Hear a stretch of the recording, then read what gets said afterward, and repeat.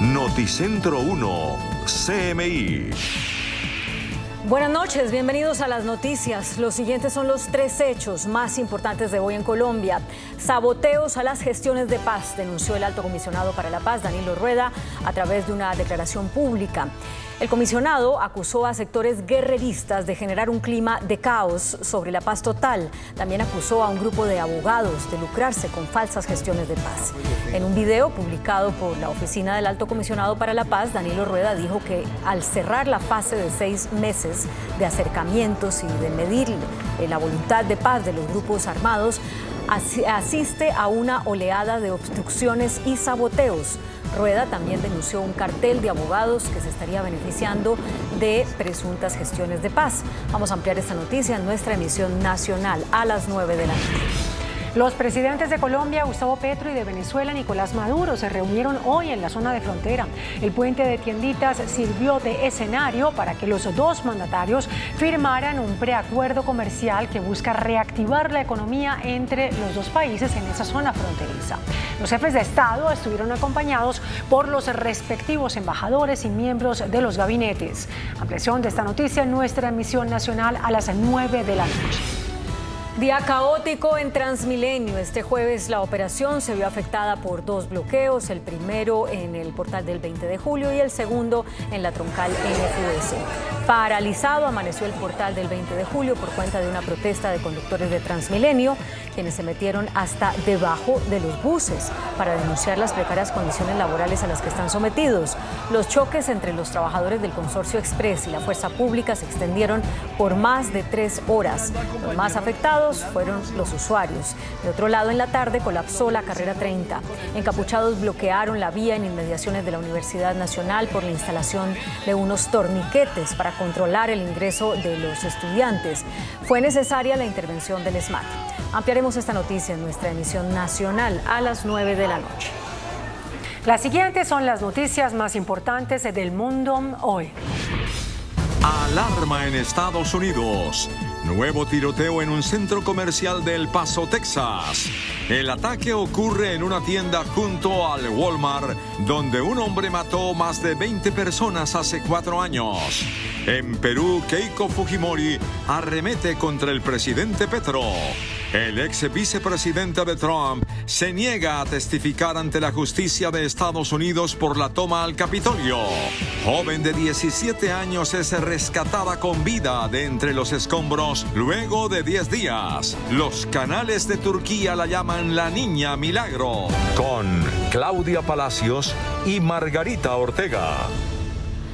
Una persona muerta y varias heridas dejó un nuevo tiroteo en los Estados Unidos, esta vez en un centro comercial en El Paso, Texas, localizado justo al lado del almacén Walmart, donde 23 personas murieron durante un ataque racista en el 2019.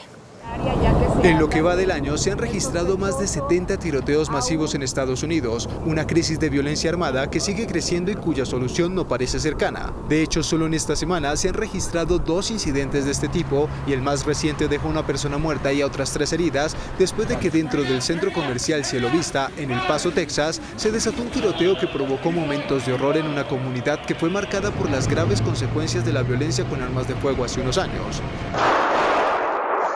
De hecho, el video de vigilancia de un bar dentro del lugar grabó a más de una docena de personas que corrían alejándose del sonido de los disparos y más tarde a los paramédicos que empujaban una camilla.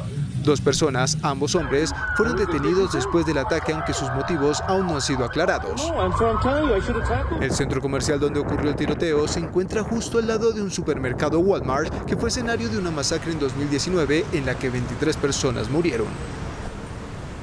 El régimen de Daniel Ortega declaró traidores a la patria y despojó de su nacionalidad a otros 94 opositores, entre los que se encuentran el escritor Sergio Ramírez, quien fue vicepresidente del gobierno sandinista durante la década de los 80, y el obispo Silvio Báez.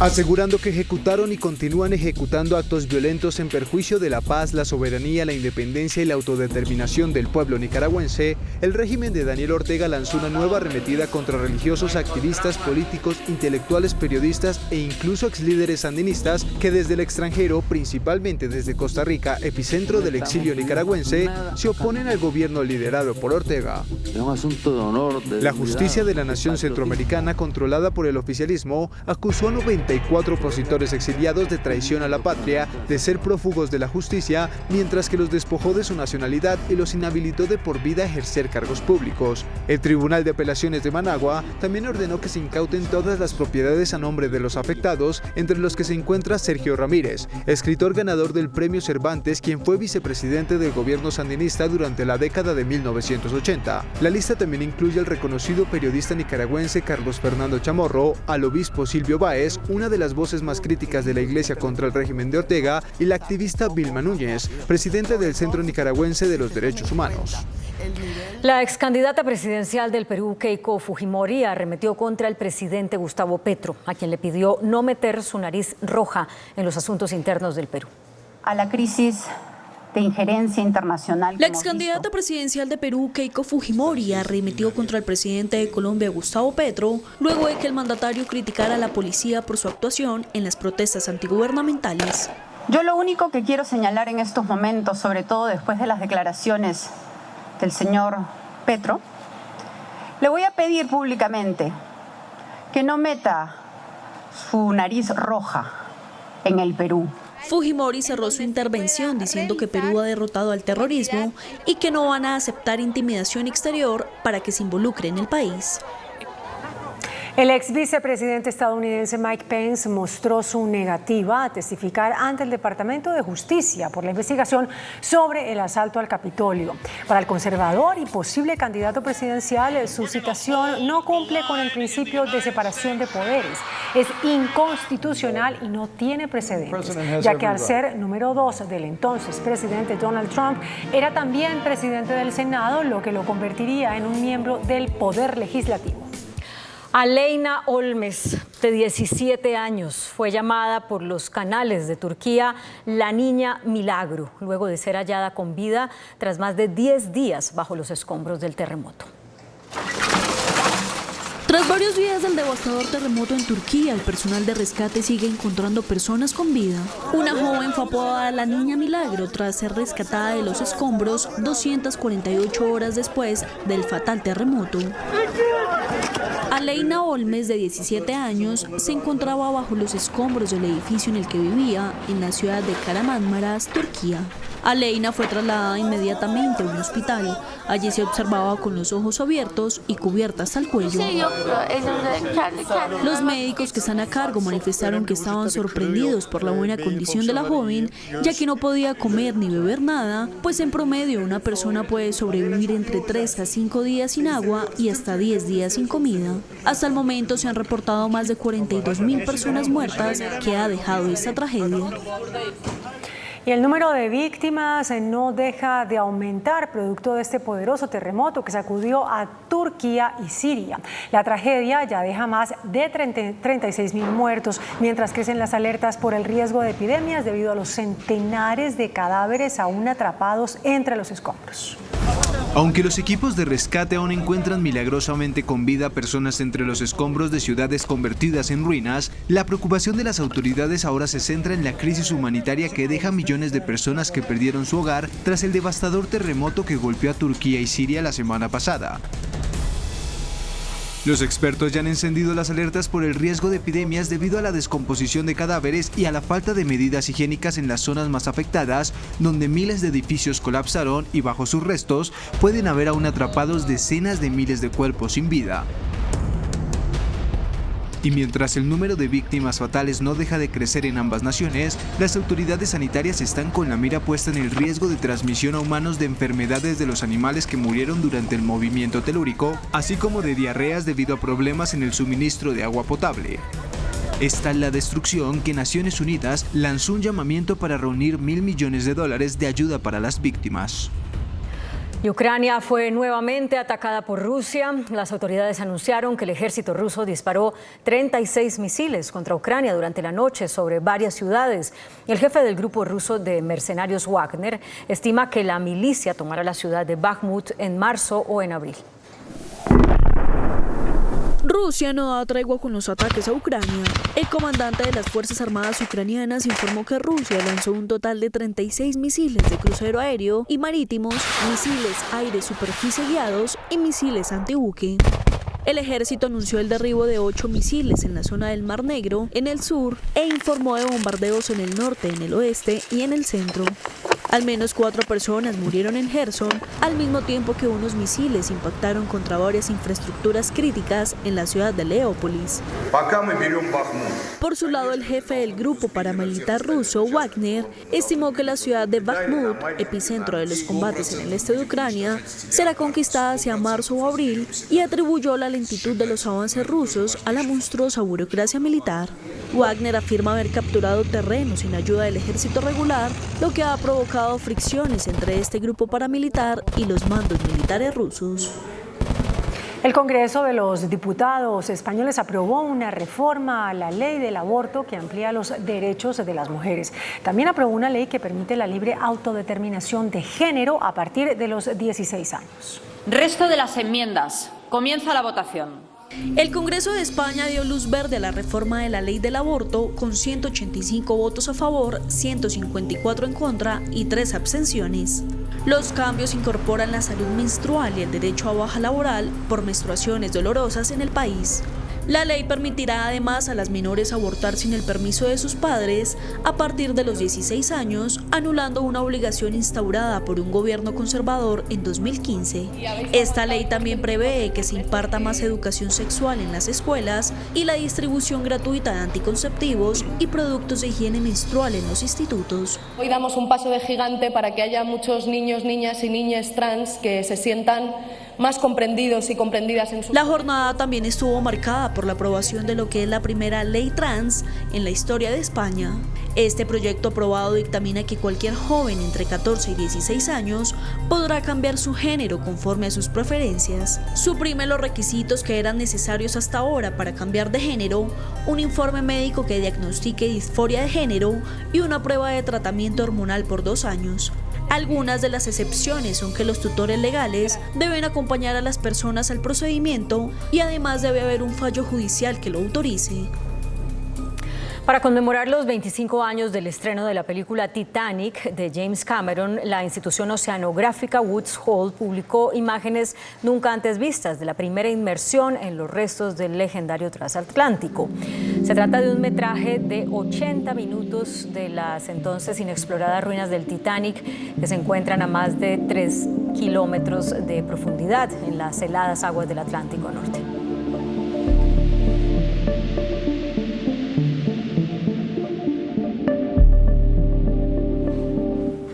Los productores de vino australianos crearon un robot para ayudar en los viñedos. El robot Brawochu se convierte en la última incorporación de los viñedos australianos. Este tractor automático ayuda a los productores de vino en sus tareas diarias. Se controla a través del teléfono móvil. Su principal tarea es cortar hierba, pero ya ha demostrado que puede hacer mucho más. Según el administrador del viñedo, los recursos laborales están empezando a ser bastante escasos y por eso tienen que pensar en diferentes formas de hacer la misma cantidad de trabajo. We consider it a cobot amongst ourselves, so a co-worker. It's helping us get all the things done that need to be done, and it's not sort of a person sitting behind the wheel, it's a robot doing that operation. Este robot, diseñado por un equipo en la región de Queensland, ya está funcionando en granjas de algodón y trigo. Muy buenas noches. Segunda parte de la entrevista con el doctor Bruce McMaster, presidente de la Asociación Nacional de ¿Industriales o empresarios? Empresarios. Ayer hablamos sobre la economía y el derrumbe de nuestra economía. Hoy vamos a hablar sobre la salud. ¿Qué piensa usted del gran debate que hay en Colombia hoy, doctor Bruce, sobre la salud? Pues yo le diría varias cosas, Yamil. La primera es que me parece interesante que estemos conversando de ese tema, porque ese tema sin duda es quizá el tema en el cual el Estado tiene más relación con los ciudadanos. Hay pocas cosas, digamos, en las cuales uno pudiera decir que el Estado tiene relación con absolutamente todos, con el más joven, con el que está por nacer, como con el quien está terminando la vida. No hay la menor duda. Durante toda la vida nos acompaña, y en Colombia, de alguna forma, lo sabemos, el Estado pues tiene una obligación constitucional que está incluida en el artículo 49 de la Constitución, que habla de atender, digamos, responsabilidades del Estado en términos de atender la salud. Le tenía, perdón que me interrumpa, le tenía preparada esa pregunta.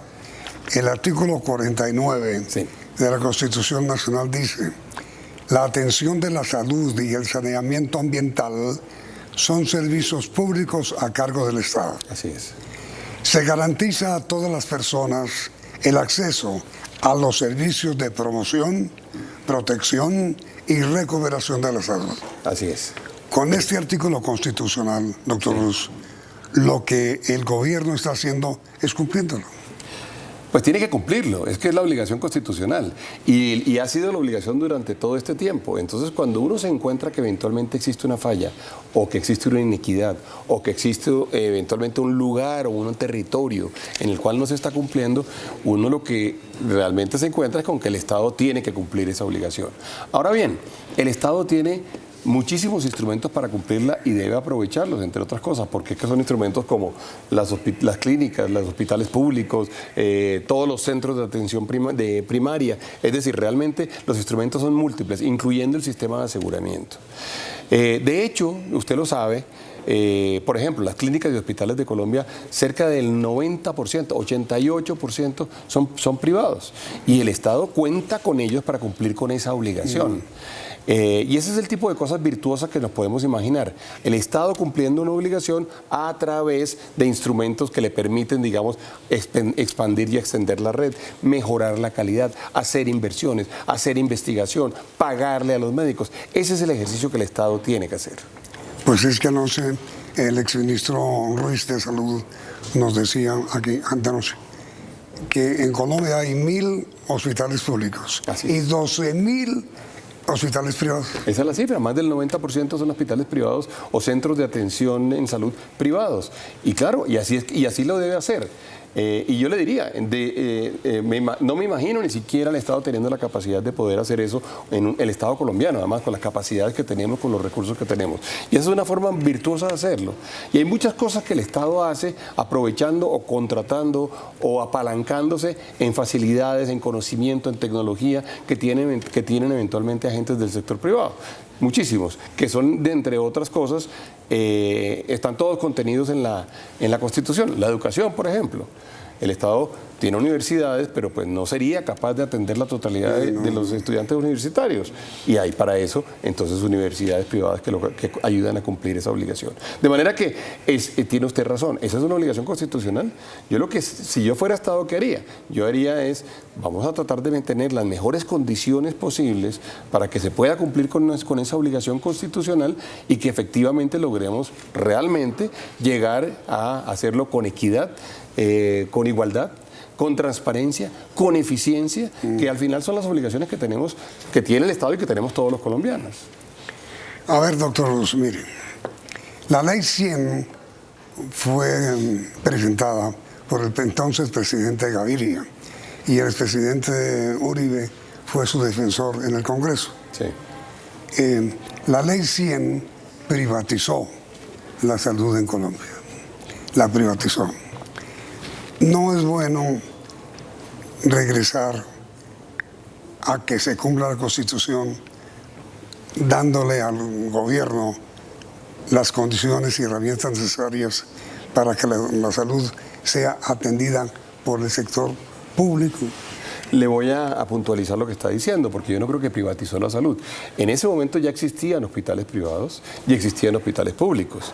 La ley 100 lo que hace es organizar el sistema para lograr que mediante los instrumentos públicos y privados se pueda cumplir con la obligación constitucional. Es cierto, es exacto, ¿sí? Es exacto. Exactamente. Y los hospitales públicos siguen estando y siguieron estando, digamos, en funcionamiento. Y al final, ¿qué pasó, Yamil? Teníamos un cubrimiento en salud de cerca del 20% de la población y hoy en día tenemos un cubrimiento que es superior al 90%. Y algunas cifras nos dan cifras ¿20% público? No, el de los colombianos, antes de la ley 100, el 20% de los colombianos tenían asegurada su salud. Solo el 20% de los colombianos. Al revés. No, ni siquiera al revés. Hoy en día el 97% tiene cubierta. Está asegurada. Está asegurada. 97%. Entonces, la ley 100 logró hacer eso. Incluido el sector rural. Claro, hoy en día, Yamil. 97% de la población está asegurada. Sí, Yamil, pero no quiero ser triunfalista con esa afirmación, porque si usted me preguntara si hay espacio para crecer, para mejorar, para solucionar problemas o para aumentar la equidad alrededor del tipo de servicios, yo le diría que hay un espacio inmenso. Entonces, está asegurada, pero es evidente que no tenemos... Voy a poner ejemplos de poblaciones, pero en Guapi los servicios no son exactamente igual que, por supuesto, en Medellín. Pero también hablamos de ciudades capitales en Quibdó, su capital del Chocó, el servicio no es exactamente igual que Bogotá. Entonces, en realidad, el reto que tenemos de equidad es inmenso. Además, teniendo un territorio grande como tenemos, teniendo 50 millones de habitantes como tenemos y teniendo también un Estado con capacidades pues limitadas en términos de su ejecución, ¿no? Pero entonces, doctor Ruz, mire, la gran queja de los sectores que no están de acuerdo con el aseguramiento en la salud por parte de las EPS es que las EPS convirtieron la salud en un negocio. Y usted ha sido testigo de los escándalos que ha habido con EPS que han dirigido mal sus atribuciones para terminar un escándalo. ¿No son un negocio las EPS? Pues fíjese que la pregunta, en esa pregunta hay como 3 o 4 cosas distintas. Habló de las EPS que han tenido escándalos, que inclusive han tenido que ser liquidadas, y yo le diría que eso... Exactamente, yo le diría que eso es un mea culpa que tiene que hacer toda la sociedad por muchas cosas, porque hay que revisar cuál era la regulación, cuál era la vigilancia, por qué las cosas llegaron tan lejos como que se permitió que eso sucediera, por qué no se intervino antes. Hay muchas preguntas para el Estado especialmente, y fíjese usted que ahí el Estado no... de vigilancia. De vigilancia, supervisión y sanción, e inclusive intervención. Y en general nos hemos encontrado, no solamente con ese caso, ha habido otros casos también en los cuales ha sucedido algo de esa naturaleza. Sí, pero mi pregunta es, ¿no son las EPS un negocio? Es que la pregunta, como me la está haciendo, termina, le diría yo, semánticamente siendo un poco injusta, porque si son, bueno, salud total es especialmente del Estado y las cajas de compensación. Como no, perdón, la nueva EPS, perdón. Sí, bueno, es que me acordé por su programa. Nada tiene que ver la publicidad con el contenido, nada, no se preocupe. Lo sé, pero me acordé por eso. Pero la nueva EPS, por ejemplo, es en parte del gobierno nacional y es en parte de las cajas de compensación familiar. Entonces ahí, por ejemplo, hay un ejercicio que es público-privado, pero sobre todo público, y es la más grande de Colombia por lejos, la nueva EPS. Y hay otras que son privadas, que por supuesto hacen un negocio. Lo importante no es hacer una labor empresarial, pero lo importante es que efectivamente se cobre lo justo por la actividad de cualquiera. Si usted tiene una ambulancia o usted tiene una persona que trabaja en una ambulancia, hay que pagarle lo justo. A quien compró la ambulancia hay que pagarle lo justo. Y tenemos que hacer el ejercicio para que no se presenten, no haya espacio para abusos. Y esa entre otras cosas, perdón, Yamit, esa entre otras cosas es uno de los grandes retos que tenemos ahí en adelante. Hay que buscar la forma de que siempre haya condiciones justas en todo, que haya condiciones justas con los médicos, que haya condiciones justas con las enfermeras, que haya condiciones justas con los radiólogos, que haya condiciones justas con los laboratorios. Ese ejercicio hay que hacerlo, que además, como hablábamos ahorita, es cerca del 90% del sistema de salud colombiano. 2 contrapreguntas. Sí. La primera, ¿aceptó usted en consecuencia que las EPS sí son un negocio? Pues son empresas, Yamil. Sí. Pero estamos diciendo, doctor Ruz, como empresa que son las EPS, evidentemente no son filantrópicas, son un negocio. Claro, como una gran cantidad de los agentes de una sociedad. Como le pasa y le va a pasar en adelante, por supuesto, a los hospitales públicos o a los centros de atención primaria que se están planteando. Es que ser una empresa y tener ánimo de lucro no puede ser estigmatizado ni puede ser la razón por la cual uno eventualmente considere que no son legítimos. Esa no puede ser la razón, Yamit. Y yo tengo que hacer, desde la ANDI además tengo que hacer esa defensa. Lo que sí es muy importante es que no haya abuso de posición dominante, que no haya ningún tipo de abusos en términos de tarifas, de precios, que no haya, por ejemplo, malversación de los fondos. Sí. Eso es lo que tenemos que cuidar con gran detalle. Sí. Pero el ser, digamos, una empresa o tener ánimo de lucro no puede ser en ningún caso, por lo menos en una sociedad como la colombiana, el motivo de la que no haya corrupción, dice usted, en general. Exactamente. Sí, pero mire, usted hablaba de que es bueno que los médicos, las enfermeras, los especialistas, los paramédicos tengan buen ingreso. No hay nada más triste que el ingreso de un médico, de una enfermera. Así es. Entonces y hay que trabajar por ello. Y por eso nosotros inclusive, respecto de inclusive del proyecto de ley que el gobierno ha presentado, nosotros tenemos una gran cantidad de coincidencias sobre cosas que se deben trabajar. Una de ellas es el trabajo que hay que hacer alrededor del talento humano y el reconocimiento y efectivamente la formalización del talento humano relacionado con el sector salud. Esa es una de ellas. La otra muy importante, Yamil, nosotros consideramos, y debe ser así, nosotros consideramos que el paciente tiene que ser el centro de todo el modelo. Nosotros tenemos que estar pensando siempre en el paciente.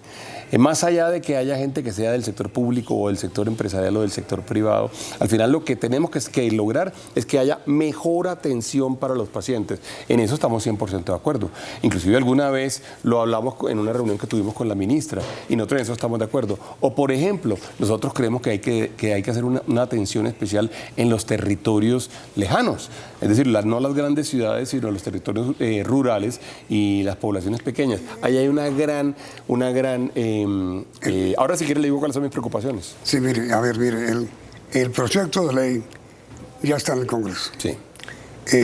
Usted es partidario de que el Congreso de la República apruebe el marchitamiento de la CPS que contempla y consagra el proyecto?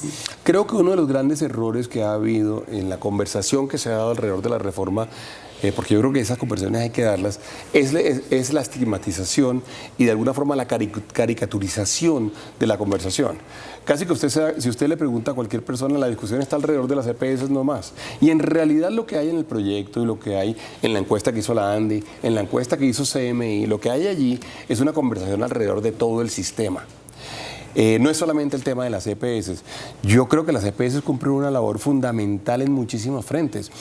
No es verdad que las EPS sean solamente intermediarias de recursos financieros. Las EPS, por ejemplo, hacen agenciamiento de los pacientes, que es saber usted qué tiene, cómo está, de qué ha sufrido en el pasado. Deberían, además, ser mucho más activas, creo yo, en el tema de prevención. Entonces, le acepto a usted. No nos concentremos en el proyecto en las EPS. Solamente en EPS. Concentrémonos en su gran filosofía. Lo que el proyecto contempla, en resumen, doctor Bruce, para que usted me dé su opinión, es: Colombia quiere una salud pública fuerte, como la propone el proyecto, o Colombia quiere una salud privada fuerte, como está planteada a través de las EPS.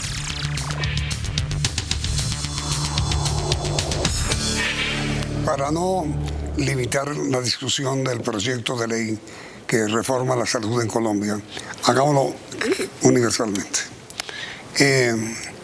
Es una decisión que el Congreso debe tomar entre salud pública, que propone globalmente el proyecto, fortalecimiento de la salud pública, o fortalecimiento de la salud privada. Es esa la esencia. Claro, y fíjense que el proyecto tiene de las dos cosas. Sí, pero fortalece una y de claro, hay sin duda, digamos, una tendencia o hay una marcada, digamos, decisión a querer privilegiar. La salud pública y la prevención. Claro, ¿no? y le diría yo, es cierto que efectivamente se está dando eso, pero Yamit, el proyecto acepta que hay una gran cantidad de salud privada que es parte fundamental del proyecto, del sistema hoy en día, incluyendo los 12.000 hospitales que usted mencionó ahorita. Hacer que son la privados. prepagada. No, señor, los hospitales. Le estoy hablando de las prestaciones, los prestadores de servicios. Sí. Que no son prepagadas, sino son hospitales. Sí. Que son hospitales privados. Que, por cierto, tenemos que cuidarlos también. Hay que cuidarlos y no nos podemos equivocar. Y, de hecho, por ejemplo, parte de lo que dice el proyecto, tenemos que mirarlo con gran detalle, que es el tema de un tarifario único que eventualmente pueda poner en problemas a esos sectores, a esos hospitales. Le voy a decir una cosa, Yamit. Para mí la mayor preocupación hoy en día, porque podemos cambiar algunas cosas y podemos cambiar las otras, es la atención. Alguna vez inclusive tuvimos la oportunidad de conversarlo con los candidatos presidenciales en el Foro de la Salud de la ANDI. El riesgo de que eventualmente se pueda presentar una falla en salud, una falla de atención en salud en Colombia, es un riesgo que Colombia no se puede tomar. Y se lo digo. Perdón, el riesgo que supone el proyecto. Pues el riesgo de que supone cualquier cambio no bien pensado, ¿Qué es ese? Pues le diría yo, si uno no tiene una transición bien definida, Sí, o si uno no sabe quién hace ciertas cosas que eventualmente se hacen hoy en día. Pero ahí, doctor Luz, no, ahí el problema es este. El proyecto no fija ningún periodo de transición. Pero no solamente un periodo, Yamit, sino una forma de hacer la transición. No lo fija. No lo fija. Entonces, como no lo fija, usted no sabe cómo se va a dar. Y le quiero decir una cosa. Uno puede tener un gran apagón en energía en nuestro país. Y va a ser tremendo. Si un día, por ejemplo, no tenemos, durante 3 días no tenemos energía, va a ser horrible. Bueno, tuvimos la pandemia y fíjese lo que pasó con la economía. Pero si nosotros no tenemos 3 días hospitales, lo que vamos a tener son vidas que perdemos. Ese es un riesgo que no nos podemos tomar. Y si dentro de lo que eventualmente se está diciendo y se está haciendo es proponiendo que todo el sistema de coordinación, que usted sabe, coordinar cosas masivamente es muy complejo, Yamit. Y cuando le digo masivamente, que son millones de procedimientos, millones de órdenes, millones de citas médicas que hay que coordinar.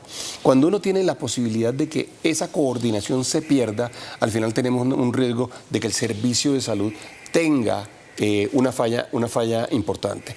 Y si tenemos una falla importante, vamos a tener, por supuesto, como consecuencia, pues la vida o la salud de los colombianos. Ese es el gran riesgo. Colombia no se puede tomar ese riesgo. Entonces, si queremos cambiar cosas estructuralmente, lo dijo el exministro Fernando Ruiz, nos pudiera tomar muchos años una transición.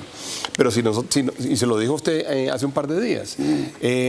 Si nosotros no tenemos algo suficientemente claro, el riesgo que tenemos es inmenso. Y por eso, como usted bien dijo, no nos concentremos en las EPS, pero las EPS hacen cosas que son fundamentales. Entre otras, hacen el control de la UPC, que es la unidad de pago por capitación, que es básicamente el control fiscal, cómo el gasto total de salud al final se mantiene controlado y no se nos sale de control. Pero que se paga por un paciente. Exactamente, el que se paga por un paciente cada año. Entonces, por ejemplo, una de las cosas muy interesantes para mirar dentro del proyecto es ver efectivamente cuál es el eventual costo fiscal. Y hay un artículo por ahí en el proyecto de ley que dice que no se puede hacer nada que no esté incluido en el marco fiscal de mediano plazo. Entonces y en eso el proyecto tiene razón, porque tenemos que saber el costo fiscal de todo lo que se está pensando y todo lo que se está diciendo hoy en día. De manera que estamos frente a una de las más importantes y más delicadas, le diría yo, decisiones que pueda tomar nuestra sociedad. Y por eso, entre otras cosas, le preguntamos a los colombianos en la encuesta nuestra y usted lo ratificó en la encuesta suya. Pues por eso, por la ausencia de una definición en materia de transición de un sistema al otro por parte del proyecto de ley, el exministro Ruiz me decía anoche, ese periodo de transición, para hacerlo bien, debe durar entre 5 y 10 años. Es decir, que el periodo de transición debería terminar el gobierno Petro. Y el nuevo gobierno puede decir sí o no. Bueno, fíjese usted, y este es un problema que al final ni siquiera es un problema de salud, sino es un problema casi que de ingenieros operacionales, de poner el Estado a funcionar, de hacer una transición digital gigantesca, de tener a las personas atendiendo las llamadas. Es un problema realmente grande y yo le digo, esa es la gran preocupación que yo tendría. Porque yo siempre me puedo imaginar esquemas distintos en donde unos pagan, inclusive, le digo una cosa, el ADRES ha hecho en algunos, por ejemplo, en el régimen subsidiado hace una muy buena parte del pago directo, y eso lo hace. Pero tenemos que tener control. Ahora, nuevamente, ¿eso le estoy diciendo a usted que no debería de reforma? No.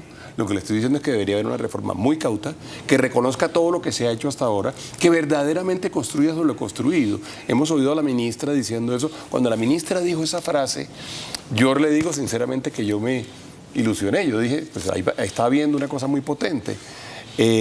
Pero tenemos que hacer ese reconocimiento porque perder algo de lo que tenemos hoy en día, en nuestra opinión, sería un riesgo en términos de salud gigante. Una misión del Fondo Monetario Internacional, doctor Bruce, que acaba de estar en el país, dijo claramente sobre el proyecto de reforma a la salud que sí o no, pero de todas maneras de consenso. Claro. Lo cual supone lo siguiente: cuando el proyecto esté a consideración del Congreso, es obvio que el Parlamento va a llamar, a escuchar a quienes tienen que ver, que son cuerpo médico, academias, estudiantes, científicos, empresarios, con toda seguridad usted lo van a llamar. Cuando usted lo lleva al Congreso para pedir la opinión del sector empresarial, del sector privado de Colombia, sobre cuál es su posición frente al proyecto de ley que presentó el gobierno para reformar la salud, ¿qué va a decir? Yo voy a arrancar por contarles las cosas en las cuales estamos de acuerdo, que fue de alguna forma parte de las que le mencioné ahorita. Le decía, el tema de los determinantes de salud, el tema de la prevención, el tema de lo territorial. Le voy a contar eso y le voy a decir pilas, que hay una cosa que nos parece a nosotros muy valiosa. Y también les voy a decir dónde vemos nosotros eventualmente los riesgos, especialmente para el paciente y para el cúmulo de pacientes, para el colectivo de pacientes que es Colombia. Y les voy a decir un poco lo que le estoy diciendo a ustedes, quizá que con mucho más datos, porque es lo que nos corresponde en el Congreso, para que ellos puedan tomar una decisión y sepan eventualmente las consecuencias de frente a lo que estamos. Nosotros queremos trabajar con la ministra. Inclusive estamos radicando un proyecto, una versión de proyecto de ley que no podemos radicarla nosotros, pero se la vamos a presentar a los parlamentarios para que la puedan eventualmente radicar. Porque tenemos propuestas y tenemos propuestas sobre muchísimos artículos. Y queremos, digamos, poner todo este conocimiento y todos estos activos y toda esta experiencia de muchísimas y muchísimas personas y entidades al servicio de esta que tiene que ser una de las causas nacionales. Entonces, si yo fuera un parlamentario, sí, amigo suyo, sí, entonces estoy en el debate, se cerró el debate y hay que votar. Sí. Yo le digo, usted está en el Congreso, y yo le digo, oye, Bruce, ¿qué hago? ¿Voto sí o voto no? ¿Tú qué me dices? Bueno, por este proyecto como está hoy en día, yo les diría, no, revisen un poquito, hay cosas que se pueden mejorar. No lo vote así. No lo vote, hay cosas que se pueden mejorar, hay muchas cosas que se pueden mejorar, sí. Pero hoy tendríamos unos riesgos. Hay cosas buenas, hay cosas malas. Hay cosas buenas. Acabar las EPS es malo. Por lo menos tenemos que definir muy bien todas las funciones que ellos cumplen, cómo se van a hacer. Entonces, acabarlas de tajo, yo sí le digo sinceramente, si los acabáramos de tajo y quitáramos esas funciones, estoy seguro que ni siquiera la ministra lo ha pensado de esa forma. ¿La deuda que tienen? ¿Perdone? La deuda, ¿quién la va a pagar? Por ejemplo, la deuda. Un tema que ni siquiera se ha hablado, Yamit. Las incapacidades que hoy en día pagan las EPS. Sí. Eso ni siquiera aparece en el proyecto. Y eso terminaría siendo entonces un costo del gobierno. El gobierno va a pagar, el Ministerio de Hacienda va a pagar las incapacidades. Hay una gran cantidad de cosas por definirse, Yamit. Muchas. Entonces yo de verdad creo que este es un comienzo. Ojalá el debate sea un debate rico, un debate fructífero, constructivo, como dice el Fondo Monetario, con consensos en donde mucha gente participe y podamos tomar la mejor decisión para todos. Porque esta es una decisión para 50 millones de colombianos. Deja la impresión del presidente de la República hasta ahora, que él no es terco, no es... él negocia. Sí, cambia sus posiciones. Y hemos tenido nosotros ejemplos en donde él ha oído y aceptado. Sí, acepta razones. Sí, señor. A pesar de su... Como decía alguien, de su posición mesiánica. Bueno, es que es una persona importante además, pero... Digo, ¿hará usted algo como presidente de la ANDI para convencer al gobierno, al presidente, a la señora ministra, de que hay cosas que vale la pena reformar antes de que llegue al Congreso? Sí, no, ya llegó al Congreso. Ah, en el Congreso. Sí, de aquí en adelante. Sí, nosotros esperamos eso, queremos tener, y yo de verdad tengo en este momento digamos, la gran ilusión de poder tener un debate así, en donde pudiéramos inclusive estar en desacuerdo, pero que sí efectivamente nos permita traer el cúmulo de experiencia que tienen todas estas entidades que han estado tanto tiempo involucradas y que de verdad les sirva a los colombianos, les sirva al paciente, para que podamos hacer prevención en salud, para que ojalá los niveles de salud de Colombia mejoren y mejoren, claro. Claro que sí, ese es un objetivo muy importante para nosotros. Doctor Luz, muchas gracias. Ya, mil gracias. Mucha suerte. Gracias. Y a ustedes televidentes, gracias por la sintonía y los invito a que continúen aquí, en Noticiero 1 CM. Noticentro 1 CMI. Comisionado de Paz denuncia a abogados que se están lucrando con falsas promesas a narcotraficantes. Rechaza esas actuaciones y pide a la Fiscalía que investigue a ese grupo de abogados. Presidente del Congreso, Roy Barreras, denuncia que sí se ofreció no extradición a narcos detenidos. Extraditables cuestionan proyecto de sometimiento a bandas criminales y narcos. Corte Constitucional dice que Procuraduría sí puede sancionar a elegidos popularmente. Simultáneamente, la Corte tumba facultades de juez que el Congreso otorgó a la Procuraduría. 4 generales activos y 2 retirados son investigados por muerte de 11 civiles el año pasado en operativo en Putumayo. Exgobernador designado embajador en Chile presenta grave denuncia contra fiscal que lo llevó a juicio. Presidentes Petro de Colombia y Maduro de Venezuela se reúnen y firman nuevo acuerdo comercial. 15 millones de colombianos sufren hambre, dice Naciones Unidas. Corte Constitucional le critica morosidad en sus fallos a Corte Suprema. Colapso en Transmilenio por protesta de sus conductores por su condición laboral. Millonaria multa a Acueducto de Bogotá por obras en humedal. Malla vial de Bogotá está destrozada, denuncia Personería. Presidente Petro asume durante 3 meses control de tarifas de energía y agua. Con Claudia Palacios y Margarita Ortega. Iniciamos nuestra segunda hora de noticias. Saboteos a las gestiones de paz, denunció el alto comisionado para la paz, Danilo Rueda. A través de una declaración pública, el comisionado señaló a sectores que calificó como guerreristas de generar un clima de caos frente a la paz total. También denunció a un grupo de abogados de lucrarse con falsas gestiones de paz. Mi trabajo en defensa. En un video publicado por la Oficina del Alto Comisionado de Paz, Danilo Rueda se pronunció sobre varios temas e hizo un balance de su gestión hasta el momento. Al cerrar la fase de 6 meses de acercamientos con diversos grupos armados de distinta naturaleza y de medir su voluntad de paz, asistimos a una oleada de obstrucciones y saboteos a nuestra gestión. Denunció al cartel de abogados que se estaría beneficiando de supuestas gestiones de paz. Los acercamientos han sido aprovechados por personas inescrupulosas y algunos abogados que, acostumbrados a transar con favores políticos y judiciales, hoy pretenden lucrarse con la confusión y el engaño. Su interés egoísta les empuja a obstaculizar los espacios de diálogo que buscan resolver la criminalidad. Han llegado a acusarme a mí y a los integrantes de nuestra oficina de perfilarlos o incluso de querer asesinarlos. Rueda dijo que hay sectores que están generando un clima de caos frente a la paz total. En medio de la desesperación, quienes se benefician con la muerte con balas, la muerte con hambre, la muerte con mentiras, están generando un clima de caos alrededor de la política de paz, con rumores de corrupción y de impunidad que se convierten en golpes de opinión que desalientan al país. El comisionado reveló que ha estado en varias cárceles del país. En las cárceles hemos escuchado y dialogado con reclusos poderosos que han sido parte del conflicto y que aún siguen siendo pieza clave en el rompecabezas de la violencia urbana. Con ellos hemos conversado desde hace tiempo, buscando soporte a la paz desde la verdad, y jamás le hemos ofrecido excarcelaciones o salidas a la extradición. Nunca he hecho promesas,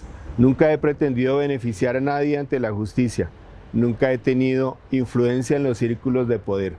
Siempre he actuado dentro de la legalidad. Jamás le pondría un precio a mi trabajo por la paz. En su pronunciamiento, el comisionado dijo que considera que hacerle eco a los rumores contra la paz total es caer en el juego sucio. El presidente del Congreso, Roy Barreras, denunció que personas que llamó irresponsables han venido ofreciendo impunidad y no extradición a jefes de bandas criminales, pero dijo que con la presentación del proyecto de sometimiento queda claro que engañaron a los narcotraficantes porque la ley no será como ellos quieran. En declaraciones a Noticentro 1 CMI, el presidente del Congreso, Roy Barreras, aseguró que con la presentación de la ley de sometimiento o desmantelamiento de estructuras criminales, se acaba con negociaciones clandestinas con los narcos. Yo creo que hubo mucho intermediario oportunista de mala fe que creyó que podía ofrecer lo que era imposible ofrecer, y me parece que esta radicación de la ley acaba afortunadamente con esas especulaciones y con esas negociaciones clandestinas. Por encima de la mesa, sobre la ley, construyamos un camino para que los beneficios sean posibles, para que esas familias, porque también son familias de quienes están en esas organizaciones, puedan recuperar la tranquilidad y la vida a cambio de que le devuelvan la tranquilidad y la vida a los colombianos. El presidente del Congreso les pidió a los colombianos que confíen en esta ley porque en su concepto es una buena apuesta del gobierno para lograr el desmonte de las bandas criminales. Michel Pineda, abogado de extraditables y de exparamilitares, cuestionó el proyecto de ley del gobierno para el sometimiento de bandas criminales. Abogados de extraditables y exparamilitares y otros detenidos que estaban en mesas de diálogo con el gobierno nacional cuestionaron el proyecto de ley de sometimiento de las bandas criminales. Se dejó por fuera temas fundamentales, entre ellos el trato de los derechos fundamentales de los extraditados, no solo en Estados Unidos, sino en otras cárceles. Y un tercer criterio muy necesario es el de hablar de los tratados de repatriación de colombianos extraditados en el exterior. Pese a los reparos, el abogado destaca que en el proyecto del gobierno se facilite la aplicación de medidas alternativas para que los integrantes de grupos criminales se sometan a la justicia. Que puede ser considerado un proyecto de vanguardia en el mundo en cuanto que utiliza las herramientas de la justicia restaurativa. Los extraditables y exparas consideran que no se deben cerrar las mesas de diálogo y se deben agregar otros aspectos para el sometimiento. A propósito del proyecto de ley para someter a narcotraficantes sin suspender sus eventuales extradiciones, Noticentro 1 CMI estableció que el gobierno Petro ha extraditado por narcotráfico y a los Estados Unidos a 30 colombianos. El presidente de la República, Gustavo Petro, ha autorizado la extradición de 76 personas en lo que va de su mandato. 37 de esas extradiciones han sido a los Estados Unidos y 30 de ellas han sido de colombianos requeridos por narcotráfico. Desde 1997, cuando el Congreso reactivó las extradiciones hacia los Estados Unidos, han sido extraditadas 2.768 personas hacia ese país. 2.402 de esas extradiciones se han dado por narcotráfico. En las cuentas del gobierno, el 82% de las extradiciones que se han autorizado desde 1997 han sido por narcotráfico. El exministro de Justicia, Alfonso Gómez Méndez, dijo que la ley de sometimiento se necesita para avanzar en el desmonte de las bandas criminales, pero pidió que finalmente el Estado recupere su autoridad para no estar negociando periódicamente con esa clase de grupos ilegales. El exministro Alfonso Gómez Méndez tiene 5 observaciones sobre la ley de sometimiento que presentó el gobierno al Congreso. En primer lugar, esto lo que demuestra es que tenía razón el fiscal general Francisco Barbosa cuando se abstuvo de cancelar las órdenes de captura porque no había ley que lo permitiera. Si se necesita ahora una ley, era porque no estaba permitido. En segundo lugar, pues que en general la sociedad admite cuando se trata de incorporar grupos criminales para que no haya más daño. En tercer lugar, no es la primera vez que se hace. En cuarto lugar, pues en ocasiones ha salido relativamente bien, en otras ha salido muy mal. Y en quinto lugar, pienso que el tema gordo ahí es la extradición, porque aun cuando no se dice en el proyecto, tarde o temprano el tema va a aparecer.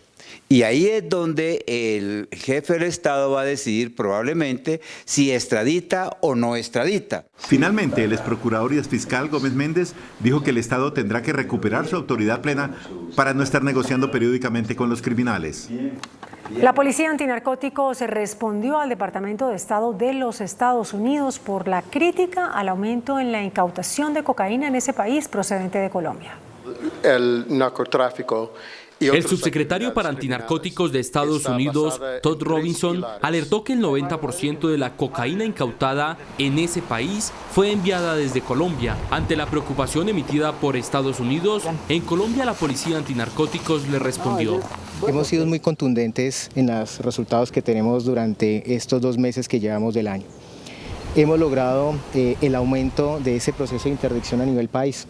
507 infraestructuras dedicadas al procesamiento de base de coca y también clorhidrato de cocaína.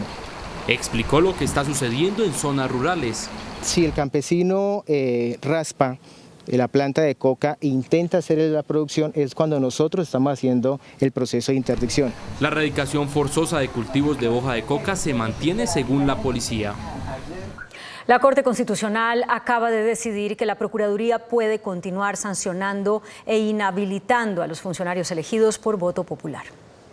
La Sala Plena de la Corte acaba de tumbar el artículo que le otorgó facultades jurisdiccionales o de juez a la Procuraduría para que el organismo pudiera sancionar a funcionarios elegidos popularmente. Dichas facultades de juez le fueron otorgadas en 2021 para que pudiera cumplir con el fallo de la Corte Interamericana en el caso del exalcalde de Bogotá, Gustavo Petro. Dicho fallo advertía que solo los jueces pueden inhabilitar a funcionarios elegidos popularmente. Aunque la Corte tumbó la facultad de juez de la Procuraduría, dejó sus funciones intactas, tal y como funcionaban antes. Es decir, que la Procuraduría podrá seguir sancionando a funcionarios elegidos popularmente en calidad de autoridad administrativa. La Corte precisó con una votación de 5-4 que el control de juez en la inhabilidad de un funcionario elegido popularmente lo puede realizar el Consejo de Estado a través de un recurso de revisión de las sanciones que presente el inhabilitado.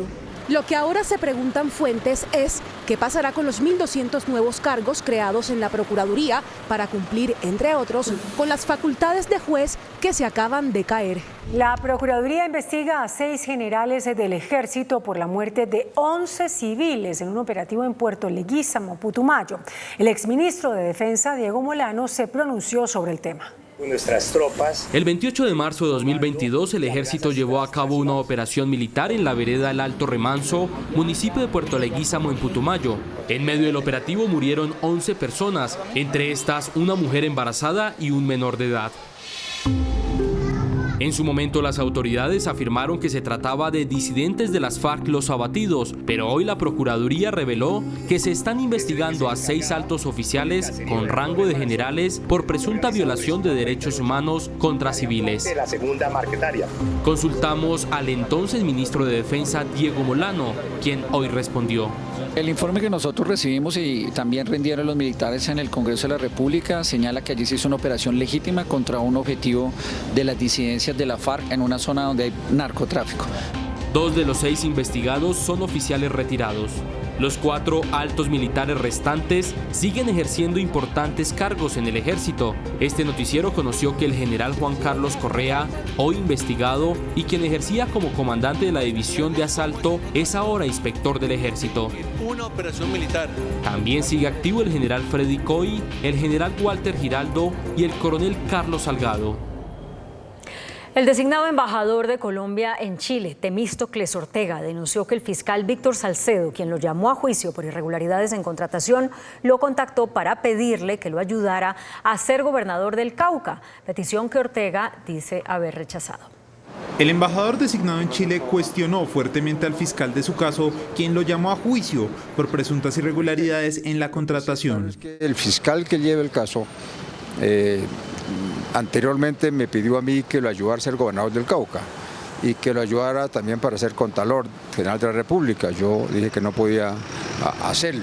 De manera que hay unos hechos ahí por lo menos curiosos, por lo menos coincidentes, extremadamente raros. Ortega niega cualquier irregularidad en un contrato para la ampliación de una pista de aterrizaje en López de Micay cuando era gobernador del Cauca, caso por el que fue acusado. Ahora se concluyó, se terminó, se entregó a la comunidad.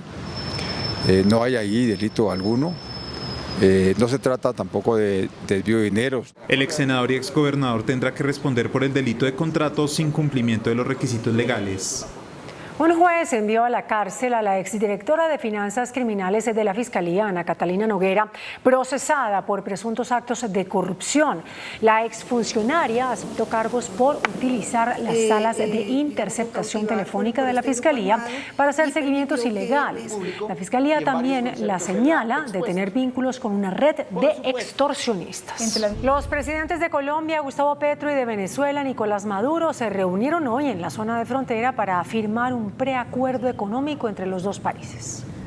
Por fin hoy se dio el encuentro esperado en la frontera entre los presidentes de Colombia y Venezuela. El escenario, el puente Atanasio Girardot, pero a 150 metros de la raya limítrofe. Es decir, Nicolás Maduro nunca pasó a Colombia. En este sitio se firmó un preacuerdo comercial que ha venido diseñándose entre las dos naciones desde hace 3 meses. Lo que quizás sería un paso histórico gigantesco, que sería la creación de esa zona económica binacional de desarrollo compartido entre el norte de Santander y el Táchira. El presidente Petro, quien llegó con varias horas de retraso a las reuniones con los comunales en Cúcuta, manifestó una vez más su agrado por la reapertura de la frontera después de 7 años. Una violación sistemática de derechos humanos contra mujeres, abusos sexuales, la entrega de esta raya a la mafia, a las organizaciones que, degradadas en el conflicto, en las economías ilegales, hicieron su dominio alrededor de esta raya, no puede volver a pasar. Este encuentro se cumplió en un ambiente festivo y de amistad fronteriza. Además, se conoció que desde mañana y por 30 días se reabrirán los puentes internacionales Francisco de Paula Santander y Simón Bolívar para el paso de vehículos. 15 millones de colombianos enfrentan un estado de inseguridad alimentaria por la ingesta insuficiente de alimentos. Así lo revela un informe de Naciones Unidas. Crítica situación alimentaria en Colombia. 30% de la población, 15.5 millones de personas en una condición de inseguridad alimentaria moderada, es un número muy importante. La ingesta insuficiente de alimentos tiene efectos graves para la salud y el desarrollo de las personas. Entre el 40 y el 50% de los menores de 5 años viven en un hogar que se encuentra en una condición de inseguridad alimentaria. La ONU hizo el estudio entre agosto y noviembre de 2022. Los departamentos más atacados por el hambre son La Guajira, Sucre, Córdoba, Cesar y Chocó, superando el 40% de la problemática. Así están las ciudades. En Bogotá hay 1.5 millones de personas con condiciones especiales de hambruna, Medellín con 642.000, Cali con 491.000, Cartagena con 420.000 personas y Barranquilla con 328.000. Una relación muy fuerte entre por ejemplo, la etnicidad o la condición de desplazamiento de algunas poblaciones y naturalmente el tema de la pobreza estructural, histórica, que se ha acumulado en algunas áreas marginales y excluidas del país, que tiene una incidencia muy fuerte sobre el tema de la inseguridad alimentaria. Según la FAO, cerca del 40% de los colombianos no puede comer 3 veces al día. Disturbios en la Universidad Nacional en Bogotá. Encapuchados se enfrentaron con la fuerza pública durante varias horas. Los choques colapsaron la carrera 30 y paralizaron el servicio de Transmilenio. Los encapuchados arremetieron con piedras y bombas incendiarias contra la fuerza pública, que repelió el ataque con aturdidoras tanquetas y chorros de agua. La protesta se generó por la instalación de torniquetes para controlar el ingreso de los estudiantes a la universidad. Durante la mañana también se registraron graves bloqueos en Transmilenio. Conductores bloquearon por horas el portal del 20 de julio, denunciando malas condiciones laborales. Paralizado amaneció el portal de Transmilenio del 20 de julio. Por cuenta de una protesta de conductores, quienes se metieron hasta debajo de los buses para denunciar las precarias condiciones laborales a las que están sometidos. Sufro problemas del corazón, me enfermé aquí trabajando por los turnos tan largos. El protagonista de este video es Diego Figueredo, conductor de un bus biarticulado, el más grande del sistema, hace 20 años. Yo padezco de diabetes, he tenido tromboembolismos pulmonares, los cuales el médico me dijo que venían de tanto tiempo de estar sentado. Hay trabajadores que pueden llegar a trabajar hasta 13, 14 horas. poniendo en riesgo la vida de los pasajeros, de los usuarios y de ellos mismos también. Los choques entre conductores del Consorcio Express y la fuerza pública se extendieron por más de 3 horas. Le estoy curando al compañero, curarlo no, sino lo que le hicieron con el taser. Los que llevaron la peor parte fueron los usuarios, quienes desesperados intentaban asegurar el ingreso al portal. Miren lo que están haciendo. Para los usuarios no sabría cómo decirles, lo único que podemos decirles es que nosotros vamos a mantener las vías de hecho. Transmilenio, a través de un comunicado, asegura que no tiene vinculación laboral con los conductores, que ellos trabajan directamente para el operador Consorcio Express. Si en el seguimiento realizado por la interventoría contratada por Transmilenio S.A. para la concesión se llega a determinar que hay alguna anomalía, se reporta al Ministerio de Trabajo, que es la autoridad competente para tomar decisiones en este tipo de casos. Con una millonaria multa fue sancionada la empresa de acueducto de Bogotá por las obras en el humedal Juan Amarillo. Noticentro 1 CMI visitó el puente abandonado hace meses. Así se ve el puente peatonal que conectará a las localidades de Suba y Engativá atravesando el humedal Juan Amarillo. Esta obra se contrató en 2018 por 13.000 millones de pesos. Terminarla costará más del doble, alrededor de 30.000 millones de pesos y con 3 años de retraso. El primer contratista se quebró y dejó tirada la obra. El año pasado se firmó un nuevo contrato, pero ahora la preocupación de la Contraloría es si esta estructura sirve o se tiene que demoler.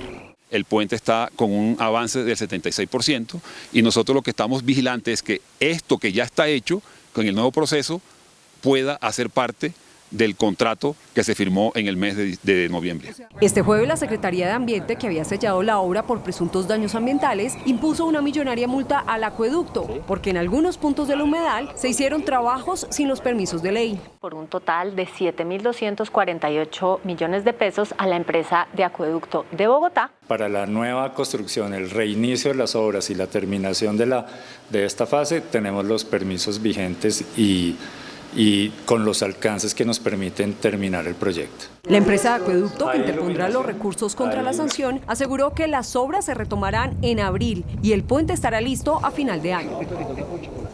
La Sociedad de Activos Especiales y el alcalde de Barranquilla, Jaime Pumarejo, llegaron a un acuerdo amistoso con el que dan por superada la crisis por las acciones en la AAA.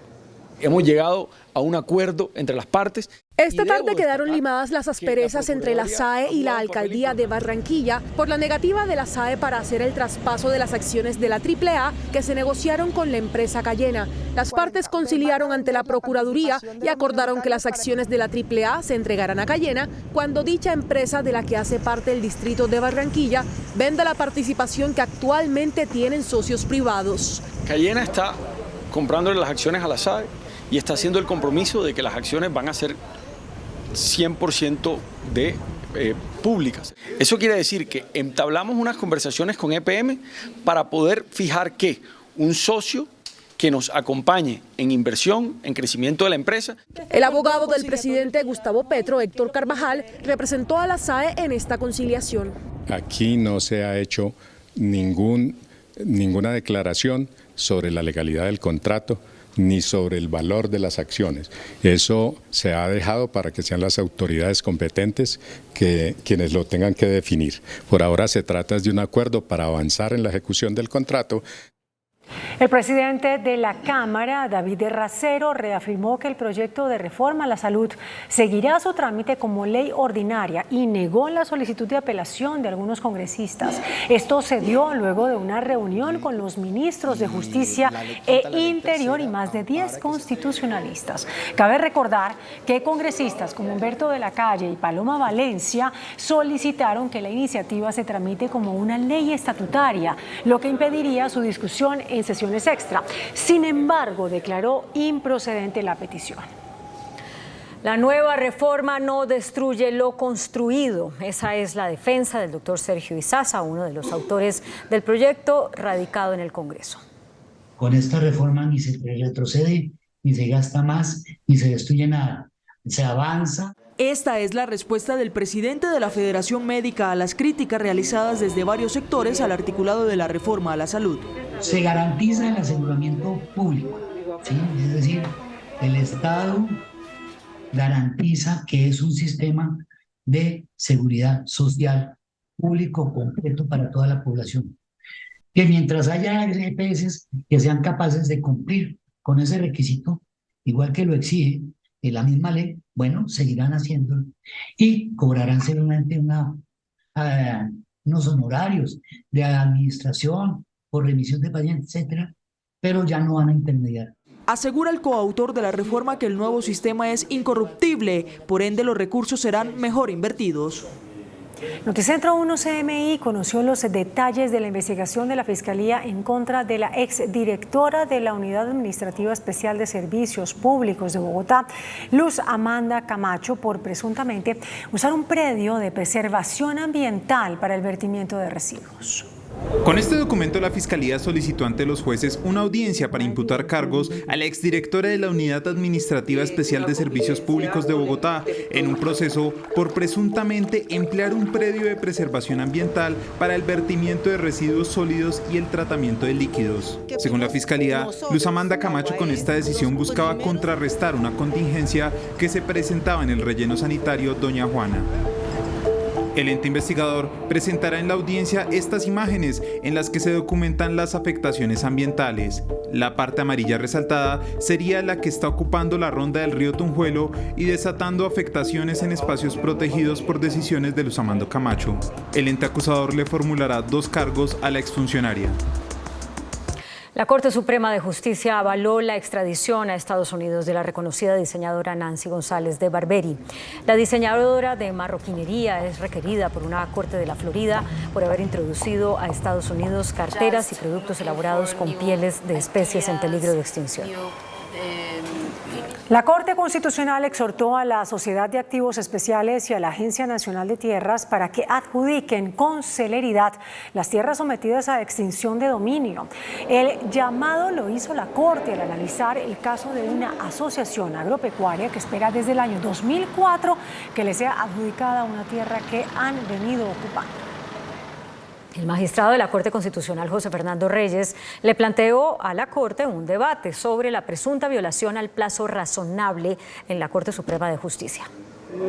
El magistrado José Fernando Reyes le pidió al alto tribunal que estudie una tutela que cuestiona los extensos plazos en los que estaría incurriendo la Corte Suprema para resolver la situación jurídica de aforados. Reyes retomó el caso del senador liberal Jaime Durán, quien ha reclamado a la Sala de Instrucción de la Corte Suprema que resuelva una indagación preliminar que abrieron en su contra hace 12 años, en 2011, por presunto tráfico de influencias. En las cuentas de Durán, su caso ya prescribió. El magistrado Reyes advierte que este caso envuelve una discusión novedosa relacionada con el derecho fundamental al debido proceso y la imperiosa prerrogativa constitucional de razonabilidad del plazo en la etapa de indagación preliminar. Para Reyes es irrazonable la extensión del plazo de 12 años en el caso de Durán.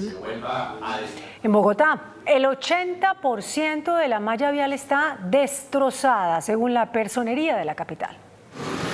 Este es el dolor de cabeza de los conductores en Bogotá. Se estima que el 80% de la malla vial está deteriorada y la personería denunció serios retrasos en los mantenimientos. La malla vial en Bogotá está con saldo en rojo. Aunque esta alcaldía prometió intervenir 938 kilómetros carril, el avance es tímido. Solo se ha ejecutado el 37% de la meta y estamos a 10 meses de finalizar la administración. La fecha solo se reportan 339,09 kilómetros carril. Aunque la malla vial en peor estado es la de los barrios, preocupa que en 7 de 20 localidades nunca se hicieron contratos para repararla. Un juez dejó en libertad en Estados Unidos a alias La Negra, hermana de Otoniel. El régimen de Daniel Ortega despojó de su nacionalidad a 94 opositores exiliados. Amnistía Internacional hace fuertes cuestionamientos por abusos durante protestas en Perú. Las noticias del mundo en Noticentro 1 CMI. Un juez de Estados Unidos dejó en libertad a Nim Johanna Úsuga, alias La Negra, hermana de alias Otoniel, ex máximo jefe del grupo delincuencial Clan del Golfo. La justicia le notificó la orden de libertad tras argumentar que ya había cumplido su sentencia en el país. La mujer será deportada a Colombia en los próximos días. El régimen de Daniel Ortega declaró traidores a la patria y despojó de su nacionalidad a 94 opositores exiliados, entre los que se encuentran el escritor Sergio Ramírez, quien fue el vicepresidente del gobierno sandinista durante la década de 1980, el obispo Silvio Báez y excomandantes guerrilleros.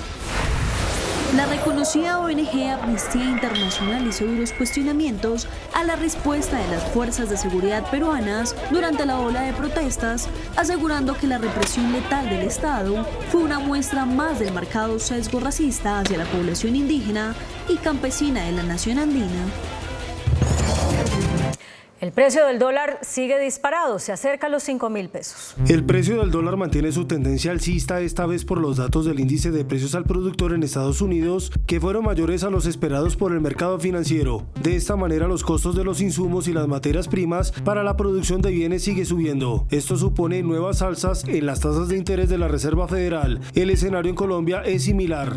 La divisa se cotizó a 4.966 pesos, presentando un alza de 88 pesos frente a la jornada anterior. Se aumentan directamente los costos y el problema es que no, en esos márgenes que está subiendo no nos da espacio para trasladarlo al producto o que logremos negociarlo con el tiempo con el producto. El dólar se acerca a los 5.000 pesos en una jornada donde alcanzó un máximo de 4.996 pesos. Mientras el dólar siga alto, las tasas de interés no bajen y por supuesto se mantengan los precios internacionales de los insumos en niveles superiores a antes de que llegara la pandemia, pues el escenario no es el más positivo para el costo de producir comida en Colombia. En la jornada se negociaron 1.404 millones de dólares. La ministra de Vivienda, Catalina Velasco, anunció inversiones por 1,4 billones de pesos para el programa Mi Casa Ya. El anuncio hecho por la ministra de Vivienda, Catalina Velasco, busca el fortalecimiento del programa, que también tendrá algunos ajustes con miras a aumentar la cobertura de subsidios en el país. Habrá nuevos beneficiarios como la mujer rural, víctimas del conflicto y población informal. La inversión será de 1,4 billones de pesos para destinar más de 50.000 subsidios. El esquema que hemos diseñado es de una transición tranquila hacia la mejora, hacia la orientación que queremos alcanzar, porque de ninguna manera romperíamos los sueños y los esfuerzos de las familias colombianas. Se tendrá categorías dependiendo de la clasificación del Sisbén, evaluación que se hará una vez se muestre interés por un proyecto de vivienda. Otorga el puntaje a las familias y luego lo ofrece para que las entidades financieras, con los mismos criterios que veníamos haciendo, hagan las marcaciones y suceda el proceso de asignación. Los beneficios serán priorizados a la población más vulnerable. El presidente del Consejo Gremial, Germán Arce, pidió más participación en las reformas constitucionales que adelanta el gobierno ante el Congreso.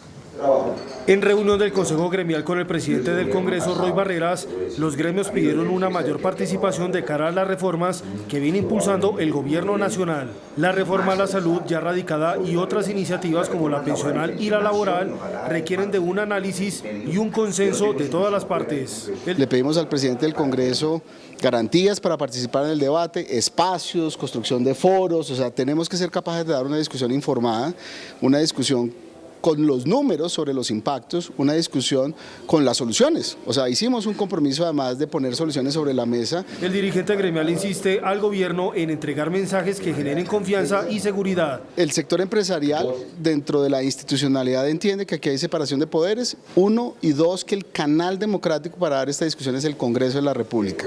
Se espera el desarrollo de mesas técnicas para la discusión de las reformas. Los fondos privados de pensiones salieron en defensa del ahorro de sus afiliados y pidieron concertar una reforma pensional que consideran necesaria.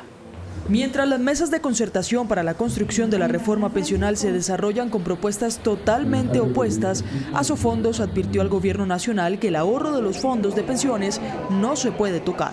Son para garantizarles un ingreso en la vejez, son de ellos y no son de nadie más.